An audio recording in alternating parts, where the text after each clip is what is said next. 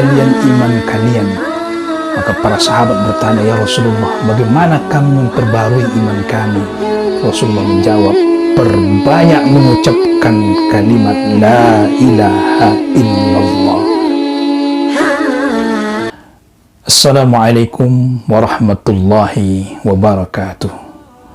Saudara-saudaraku yang dimuliakan Allah Subhanahu wa taala, kembali bersama kami di channel ini dengan mengharap ridha Allah, taufik dan hidayahnya. Perkenankan kami menyampaikan mau'izah hasanah, terutama tentu kepada diri kami dan keluarga, dan kepada kita semua.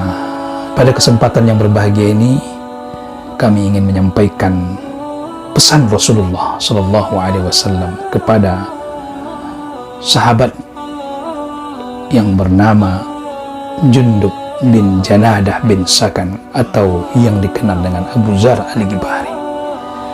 Dalam kitab Nasaihul Ibad yang ditulis oleh Syekh Muhammad bin Umar An-Nawawi Al-Bantani tentang nasihat ini atau pesan ini. Bismillahirrahmanirrahim.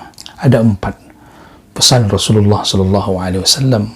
Pertama, pesan Rasulullah Sallallahu Alaihi Wasallam, jaddid safinatak, perbaharui kapalmu, tengok kendaraanmu. Sebelum kita berangkat, saudara-saudaraku yang dimuliakan Allah, dicek apa yang patut untuk kita perbaharui, apa yang patut untuk kita lihat, untuk kita perbaiki kendaraan kita. Kenapa? Karena perjalanan kita, karena laut yang ditempuh itu bukanlah dangkal tapi dalam. Maka sebuah kapal yang penggeraknya sudah mulai rapuh, tentu perjalanan kapal tersebut tidak akan bagus, tidak akan mulus, tidak akan lancar. Maka perlu diupdate, saudara-saudara. Maka perlu diperbaharui. Diri kita, jiwa kita ini harus diperbaharui. Maka bagaimana cara memperbaharuinya diri dan jiwa kita ini? Dalam sebuah hadis yang diriwayatkan oleh Imam Hakim dan Imam Tabrani dari sahabat Nabi Abu Hurairah, Allah meridainya, Rasulullah bersabda, jaddidu imanakum. Wa kaifa nujaddid ya Rasulullah? Qala akthiru min qawli la ilaha illallah. Perbaharui oleh kalian iman kalian. Kemudian para sahabat bertanya, ya Rasulullah, bagaimana kami memperbaharui iman kami? Maka Rasulullah mengatakan, perbanyaklah mengucap kalimat la ilaha illallah. Tiada Tuhan yang bersembah, tiada Tuhan yang berhak disembah kecuali hanya Allah Subhanahu wa taala. Di dalam surah An-Nisa ayat 136, Allah Subhanahu wa taala mengatakan, ya ayyuhalladzina amanu aminu billahi wa rasulih. Wahai orang-orang yang beriman, berimanlah kamu kepada Allah Subhanahu wa taala dan kepada Rasulnya, dan kepada kitab yang turunkan kepada Rasulnya, dan kepada Rasul yang sebelumnya. Perhatikan baik-baik, saudaraku yang dimuliakan Allah. Allah Subhanahu wa taala menghitab orang-orang yang beriman. Dan orang yang beriman disuruh lagi beriman. Padahal sebenarnya ketika Allah menyampaikan wahai orang-orang yang beriman, maka sudah otomatis orang beriman itu beriman.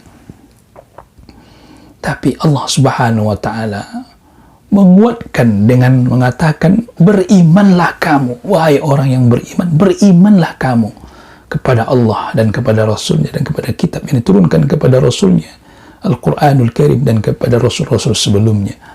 Apa maknanya? Maknanya, saudara-saudara, perbarui iman itu. Karena iman kita itu bisa saja tidak stabil, bisa saja turun, dan tidak bisa meningkat atau tidak mau naik. Maka di saat itulah kita harus menaikkan iman kita itu. Al-imanu yazidu wa yankus. Al-iman, iman itu turun, naik, bisa turun. wa yazidu bi ta'atir rahman. Iman itu akan naik dengan senantiasa taat kepada Allah Subhanahu wa taala, wa yankusu bi ta'atis syaitan, dan turun dan terus turun karena ketaatan kepada syaitan. Nauzubillah. Saudara-saudaraku yang dimuliakan Allah, maka saat ini di tengah akhir zaman ini, fitnah akhir zaman ini terus bergejolak dan terus bergejolak, maka Rasulullah sallallahu alaihi wasallam berpesan kepada kita, badiru, bersegeralah kalian bil a'malis salihah, dengan ketaatan-ketaatan, dengan amal soleh, agar iman kita tetap naik.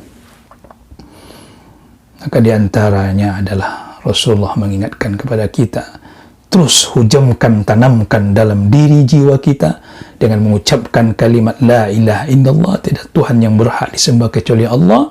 Terus itu kita bawa dalam kehidupan kita. Orang yang setelah mengetahui kalimat la ilaha illallah, maka dia akan menanamkan dalam hatinya dan dalam perbuatan jawarihnya, perbuatannya. Ketika dia bergerak, bekerja, maka yang tertanam dalam hatinya, dalam perbuatannya, la ilaha illallah. Ketika sesuatu tidak sesuai dengan kehendak Allah, maka dia ditinggalkannya. Makanya saudara-saudara yang dimuliakan Allah, orang yang tahu tentang Allah terlebih dahulu, maka orang ini akan terjaga perbuatannya. Makanya Rasulullah sallallahu alaihi wasallam berdakwah di kota Mekah. Dakwahnya apa? Mengajak orang untuk mengenal Allah. Karena ketika orang tersebut mengenal Allah, maka dia tidak akan bermaksiat tentunya kepada Allah. Maka orang yang melakukan suatu perbuatan kejahatan, kenapa? Karena dia tidak mengenal Allah. Karena kalimat tauhid tersebut tidak tertanam dalam hatinya dan tidak teraplikasikan dalam perbuatannya. Mungkin mulutnya bergetar, mengucapkan, bergerak, mengucapkan kalimat la ilaha, tapi dia tidak berilmu dengan kalimat itu. Makanya Allah Subhanahu wa taala perintahkan kepada kita, fa'lam annahu la ilaha illallah. Hendaklah kamu berilmu, tahulah kamu bahwa tiada yang berhak disembah kecuali Allah Subhanahu wa taala. Kita diperintahkan berilmu, saudara-saudara. Kenapa?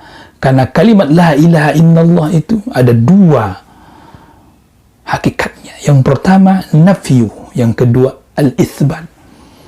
Menafikan bahwa tidak ada yang berhak disembah. Pangkat, jabatan, harta, dan segala macam yang ada di dunia ini, itu tidak ada apa-apanya. Itu bukan menjadi idola, bukan menjadi Tuhan, bukan menjadi yang disembah. Karena yang disembah hanyalah Allah Subhanahu wa ta'ala. Al-itsbatnya apa? Penetapannya apa? Hanya Allah. Maka saudara-saudaraku yang dimuliakan Allah, kalau orang berilmu dengan kalimat la ilaha illallah, maka dia menjaga lisannya, menjaga perbuatannya. Dia tidak akan mencuri, dia tidak akan merampok, dan dia tidak akan berkata perkataan yang menyakitkan orang. Karena apa? Karena ada iman la ilaha illallah tadi. Banyak orang saat sekarang ini, dia merasa nyaman berbuat kejahatan, kemaksiatan, korupsi, berjudi, berzina, merampok, segala macam, karena dia tak mengenal Allah yang sebenarnya. Kalau dia mengenal Allah, maka kata Rasulullah sallallahu alaihi wasallam, al-mu'min la yasrik wal mu'min la yazni. Orang beriman tak mungkin dia mencuri, tak mungkin dia korupsi, tak mungkin dia merampok. Orang beriman dia tidak akan berzina. Dan orang beriman dia akan senantiasa berada dalam kebaikan. Maka ini, kalaupun dia bermaksiat, dia segera bertobat. Yang kedua, pesan Rasulullah sallallahu alaihi wasallam, wa khuziz zada kamila fa inna as-safar tawil. Persiapkan bekalmu. Yang bekal ini yang mencukupkan, yang memadai, karena perjalananmu sangat panjang. Perjalanan menuju akhirat itu panjang, saudara-saudara. Di dunia saja, ketika kita melakukan satu perjalanan dengan keluarga, mobil sudah disiapkan, sudah dicek olinya kurang atau tidak, bensinnya kurang atau tidak, Dan kita tentu, saudara-saudara, membawa bekal. Bekal ini jangan sampai kita kekurangan.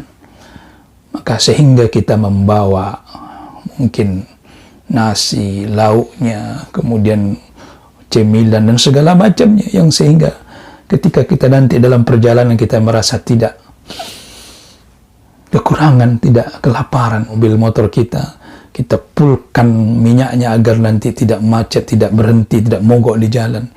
Itu semua kita persiapkan agar perjalanan kita mulus. Nah, bagaimana dengan perjalanan kita menuju akhirat, saudara-saudaraku yang dimuliakan Allah?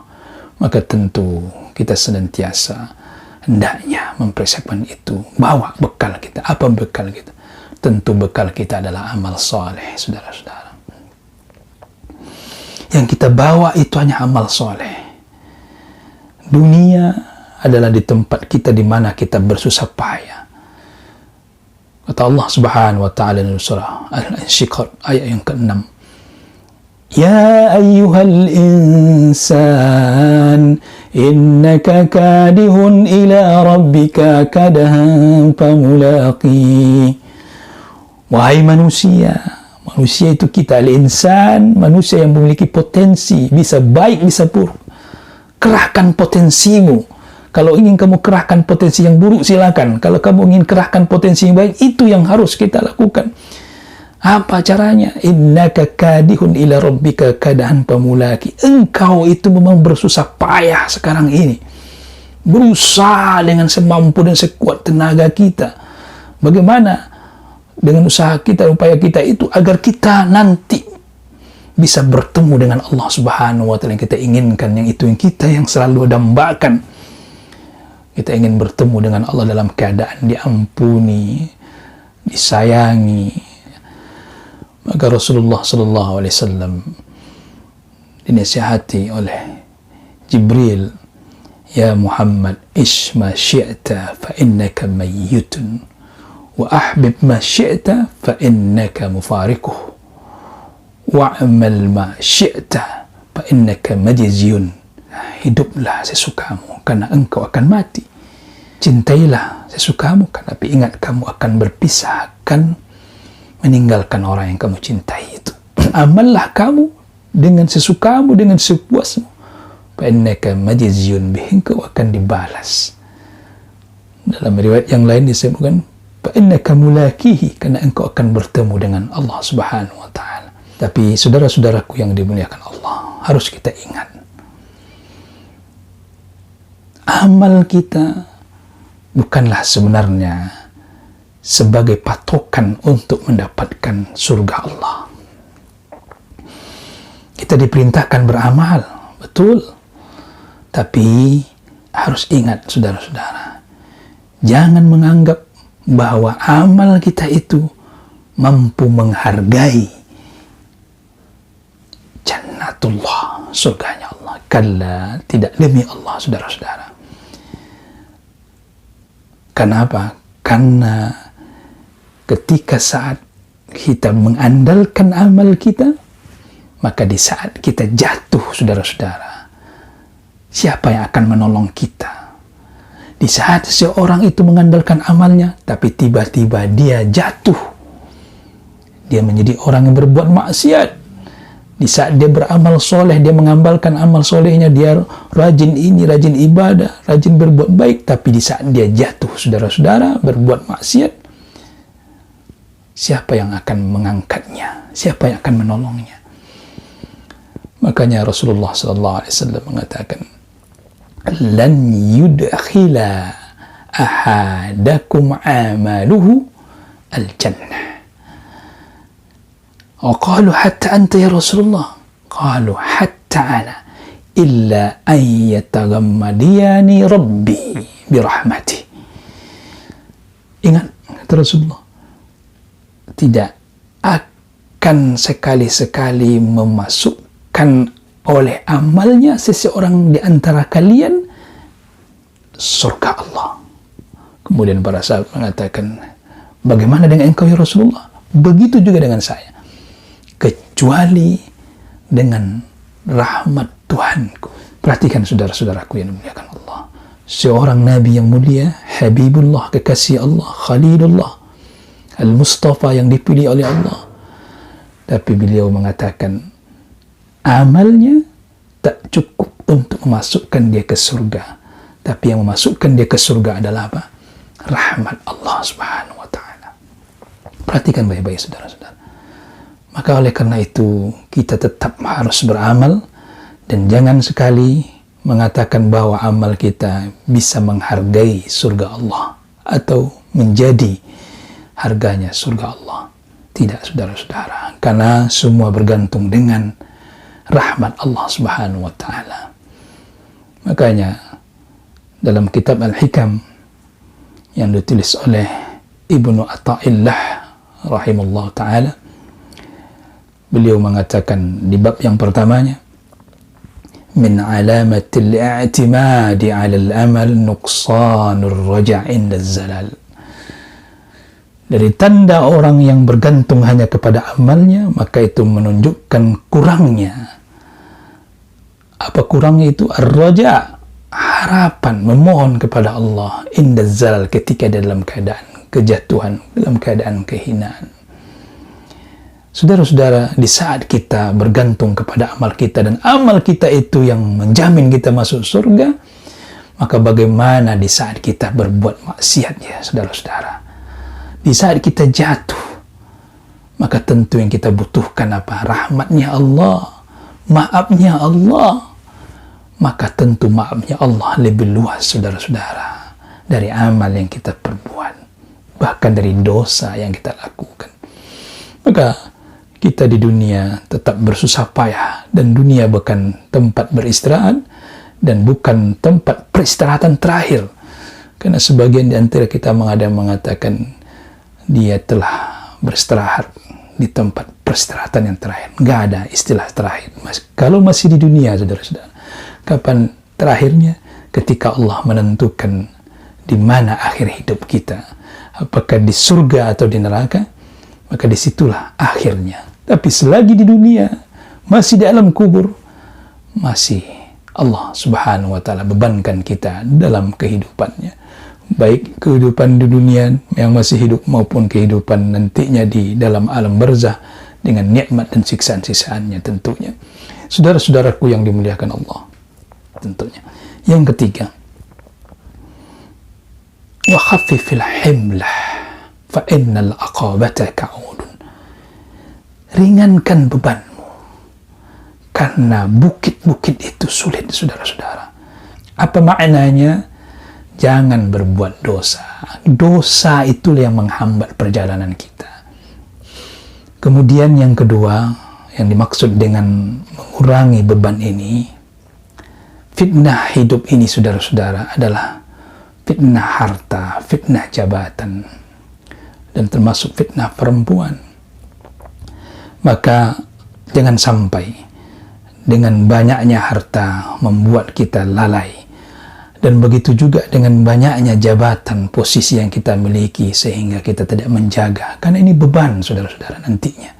Beban yang akan memberatkan kita. Banyak orang saat sekarang ini, saudara-saudara, memiliki jabatan yang banyak. Menjadi pemimpin di sini, menjadi imam di situ, menjadi orang ini, orang penting di sana, di situ, di sini. Itu beban, saudara-saudara. Maka berhati-hatilah. Jika kita bisa menunaikan dengan baik, selamatlah kita. Tapi jika kita tidak mampu menunaikannya, maka berhati-hatilah, itu akan menjadi beban, saudara-saudara. Beban yang beratnya akan kita pikul nanti di hari kiamat. Di saat ini memang kita enjoy, di saat ini kita bisa menikmati. Kenapa? Setiap bulan di tempat ini kita mendapatkan uang, di tempat itu kita mendapatkan uang, di tempat ini mendapatkan uang. Apalagi mungkin orang yang memberikan posisi itu kepada kita adalah orang dekat dengan kita, mungkin tim sukses dan segala macamnya. Dan dia mendapatkan penghargaan itu dan dia bangga dengan itu, sementara dia tidak mampu menjalankannya dengan baik. Makanya saudara-saudara yang dimuliakan Allah, ketika Abu Dzar Al-Ghifari meminta suatu jabatan kepada Rasulullah, maka Rasul mengatakan, la tas'alil imarah, jangan sampai kamu minta jabatan itu, wahai Abu Dzar. Ketika Nabi Yusuf alaihi salam diberikan posisi tempat di suatu kerajaan dan mengatakan ij'alni hafizan, jadikan aku sebagai perbendaharaan, karena memang Yusuf mampu. Kalau mampu silakan, tapi hati-hati, berhati-hatilah, karena Nabi Yusuf orang sudah dijaga oleh Allah Subhanahu wa taala keimanannya, maka beliau bisa meminta jabatan itu karena beliau ahli di bidang itu. Tapi kalau kita tidak mampu, maka berhati-hatilah, akan menjadi amanah, beban yang berat bagi kita nantinya. Tapi ketika kita diminta dan ternyata kita mampu dan kita melaksanakan dengan baik, maka amanlah kita, saudara-saudara. Mudah-mudahan kita selamatkan dari beban-beban yang berat ini. Kemudian yang terakhir, wa akhlisil amal. Ikhlaslah dalam beramal, saudara-saudara. Kapal sudah dipersiapkan, iman sudah diperbarui, kemudian bekal kita sudah kita bawa, kemudian kita sudah ringankan beban kita, dosa kita jauhi, dan pun yang lain-lain pun kita sudah tidak terlalu ini kali, hanya sebatas hidup saja yang kita jalani. Maka yang keempat, jangan sampai yang semua yang tiga ini gagal. Kenapa? Karena kita tidak ikhlas kepada Allah Subhanahu wa taala. Karena ikhlas ini hukumnya wajib, saudara-saudara. Amal yang kita lakukan, ibadah yang kita lakukan, ketaatan yang kita lakukan, kuncinya adalah semuanya harus ikhlas. Hanya untukmu ya Allah. Salatku, puasaku, hajiku, zakatku, lillahi ta'ala. Hanya karena kalau tidak ikhlas, semua amal akan menjadi batal, saudara-saudara. Sia-sia. Mudah-mudahan ini bermanfaat bagi kami sampaikan dan mohon penyampaian. Dan semoga Allah Subhanahu wa taala meridhai kita dan senantiasa memberikan hidayah kepada kita dan taufiknya, sehingga kita mampu melaksanakan amal-amal yang diridhai oleh Allah Subhanahu wa taala. Terima kasih atas segala perhatiannya. Mohon maaf dalam penyampaian. Wa akhiru kalamina subhanakallah bihamdika asyhadu an la ilaha illa anta astaghfiruka wa atubu ilaik.